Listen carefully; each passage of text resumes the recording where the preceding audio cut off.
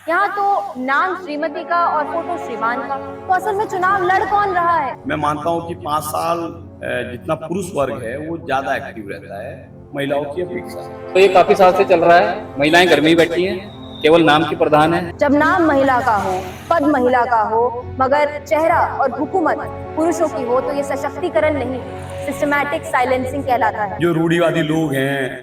Amazon पर आई TVF की viral web series panchayat तो याद होगी आपको, जिसमें प्रधान मंजू देवी होती है, लेकिन प्रधान बनकर घूमते हैं उनके पति, जिन्हें हम सभी प्रधान जी के नाम से जानते हैं, और गांव वाले भी उन्हें ही प्रधान मानते थे।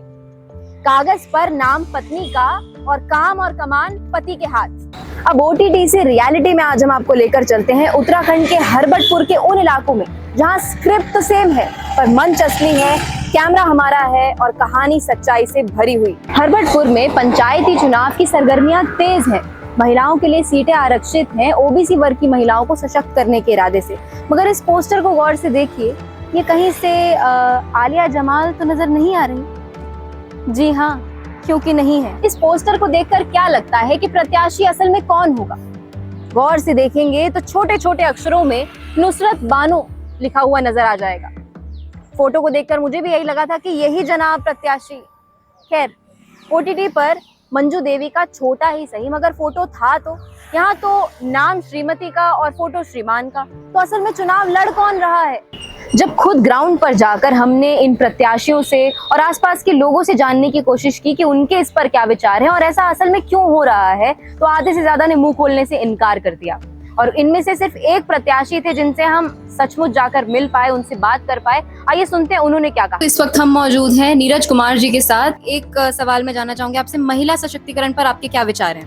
मैंने कहा आपको कि महिला सशक्तिकरण में यहाँ पे जिले की योजनाओं में लगभग 500 करोड़ से ज्यादा हर साल मिलता है, पर यहाँ के हमारे जनप्रतिनिधि जिला योजनाओं के अंतर्गत जो काम किए जा सकते हैं वो धरातल पे लाने की बजाय, क्योंकि वो अज्ञानता के कारण उन्हें पता कुछ होता नहीं, इसलिए वो कुछ कर नहीं पाते। मैं सेल्फ हेल्प ग्रुप के माध्यम से, स्वयं सहायता ग्रुपों के माध्यम से, मैंने कहा जूट बनाने का काम, जूट के बैग बनाने का काम, अचार बनाने का काम, यहाँ पे छोटी छोटी इंडस्ट्री महिलाओं के लिए लगाने का काम, घर घर में रोजगार हो, ब्यूटी पार्लर का काम, टेलरिंग का काम, जितने भी काम महिलाओं के लिए वो घर बैठ के कर सकती हैं, वो कामों को मैं लाने की कोशिश करूंगा और 100% लेके आऊंगा। और मैं आपको विश्वास दिला रहा हूँ कि यहाँ की प्रत्येक महिला 20 से 30,000, 40,000, 50,000 रुपए भी यहाँ की हर महीने उसकी इनकम होगी।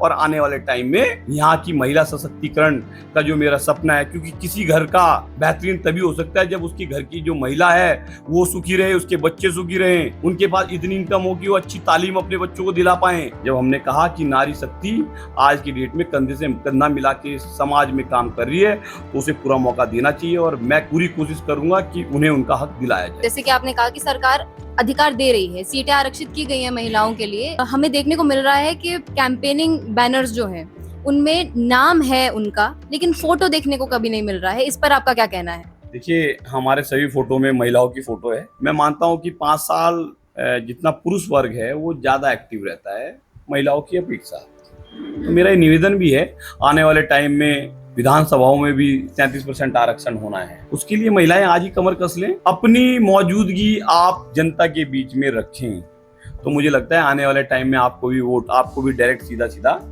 चीजें होने लगेंगी। और प्रत्याशी हैं जैसे ये आलिया जमाल के नाम से हैं, ये प्रवीण करके हैं, इनके सबके नाम हैं पर ये नजर कहीं नहीं आ रहे हैं। ये हाल ही में हमने पूछा भी उनसे कि वो इस वक्त कहाँ है, उन्होंने कहा वो तो अस्पताल में है, तो उनका कोई अता पता नहीं है। क्या कहना चाहेंगे इस पर आप?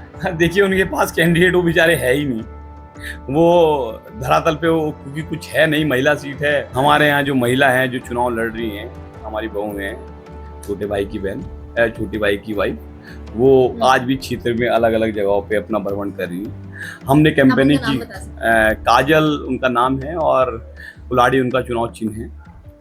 मैं उनकी कैंपेनिंग देख रहा हूँ और बहुत मजबूती से देख रहा हूँ, और समाज में एक अलग मैसेज देने की हमारी जो सोच है उसे हम देने की पूरी कोशिश कर रहे हैं। और जो लोग फोटो ही नहीं लगा पा रहे, वो आने वाले टाइम में क्या आपका विकास करेंगे वो यहाँ की जनता जानती है। महिलाओं के लिए जो रिजर्व सीट है उसमें 90% जो हैं, 95% जो हैं, उनके जो पति हैं उनका हाथ है उनको चुनाव लड़वाने में, और चुनाव के बाद जो चुनाव पंचायत चुनाव के जो काम होंगे, पंचायत के जो काम होंगे, उसमें भी उनका हस्तक्षेप रहेगा। तो ये काफी साल से चल रहा है। महिलाएं घर में ही बैठी हैं, केवल नाम की प्रधान है, नाम की जिला पंचायत है, उसमें से एक आध कोई ऐसी होती है जो थोड़ी आगे बढ़ती है। और इसी वजह से मेरे ख्याल से अभी उत्तराखंड सरकार ने शायद नियम भी बनाया है, अगर कोई प्रधान पति या जो उनके पति हैं, इस जो महिला पद पे है उनके पति अगर इसमें हस्तक्षेप करेंगे उनके काम में, तो उनका प्रधान का निष्कासित कर दिया जाएगा उस पद से। अब देखो उसका क्या असर होता है आगे। फिलहाल तो कुछ लगता नहीं मुझे ऐसा कुछ हो पाएगा, अभी तो नहीं हो पाएगा, कि जो लोगों के बीच में उसका पुरुष का ही ज्यादा वो रहता है, मिलना जुलना, वोट मांगना, ये सब पुरुष ही करता है ज्यादा, क्योंकि रिजर्व सीट है तो उसे मजबूरी में महिला के लिए फिर अपनी पत्नी को उठाना पड़ता है। वोट मांगना, प्रचार करना, वो सब पति की जिम्मेदारी है, केवल एक चेहरा सामने होता है पत्नी का,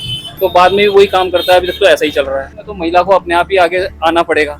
भले ही अपने, चलो भाई शुरू में नहीं मालूम है, अपने पति को लेके आ रही जा रही है, लेकिन आजकल तो खैर महिलाएं भी सब एक्टिव हैं और सब गाड़ियां चलाना जानती है। पहले तो ये था कि पति लेके जाएगा, अगर वो चाहे तो थोड़ी सी है ऐसी भी एक दो लेडीज जिन्हें हम जानते हैं कि भाई उन्होंने अपना जो पंचायत का 5 साल का चुनाव था वो अपने दम पे ही किया, पर वो गिनी चुनी है महिलाएं। अब देखो इलेक्शन जिताने में भी जब इलेक्शन होता है तो महिला का कोई रोल नहीं होता, ना उसकी कोई पहचान होती। पति 5 साल अपनी मेहनत करके लोगों के बीच पहचान बना के तब वोट मांगता है। अब आने वाले टाइम में अगर महिला भी अगर जैसे इच्छुक है तो अपनी 2-4 साल अपनी मेहनत करे और अपनी पहचान बनाए, लोगों के बीच लोग जाने, तो उसे भी वोट पड़ेंगे। ऐसा उत्तराखंड के कई क्षेत्रों में देखने को मिल रहा है, और अगर इस मुद्दे को गंभीरता से लेकर देखा जाए तो ये लानत के काबिल बात है। बड़ी सफाई से मुंह पर पर्दा डाल दिया गया है, कहीं तो शायद इस पर्दे से बाहर भी नहीं निकलती होंगी।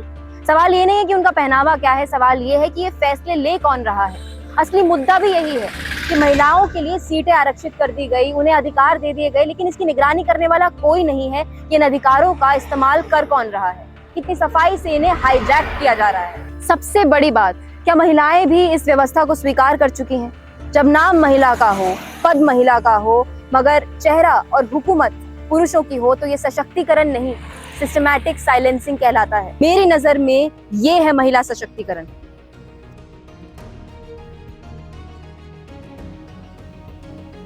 ये कैमरा आज सिर्फ एक तस्वीर नहीं दिखा रहा, एक सवाल भी उठा रहा है।